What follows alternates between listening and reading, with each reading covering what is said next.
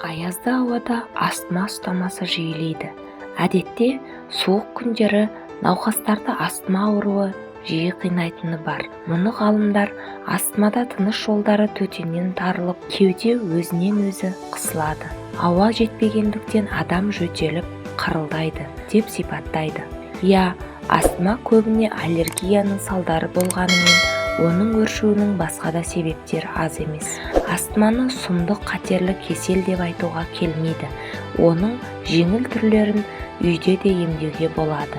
Ол үшін мыналарды есте сақтаған жөн. Бірінші, темекінің түтіні бар бөлмеге жоламау керек. Науқастың жанындағы адамдардың да темекі шекпегені ләзім. Екінші, науқастың пешке от жағуына болмайды. Оттың түтіні астманы өршітеді. Үшінші, түнге қарай тойып тамақтану қауіпті.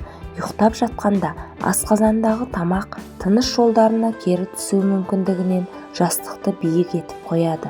Төртінші, аязды күндері астмасы бар адамдардың далаға шықпағаны орынды. Себебі табалдырықтан аттап шыққан бойда бетке ұрған аяздан науқас адам дем ала алмай қалуы мүмкін. Бесінші, егер далаға міндетті түрде шығуға тура келсе, үлкен шарфпен ауызбен мұрынды бүркеп алуға тура келеді. Алтыншы, мүмкіндігі келсе, аязды күндері құрғақ, жылы өңірге барып 2 аптадай демалуға болады.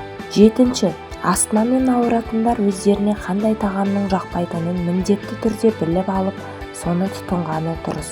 Сегізінші, науқасқа жақпайтын тағамның иісі де ұстаманы шақыруы мүмкін. Сондықтан тағамның өзінен емес, иісінен де сақтану мақсатында ас үйге сақтанып кірген жөн. Сондай-ақ астмамен ауыратындарға тамаққа көп қосылған тұз да әсер етеді. Кейбір астматиктерге аспирин аса қауіпті болғандықтан, олардың бұл дәріні мүлдем ұмытуына тура келеді.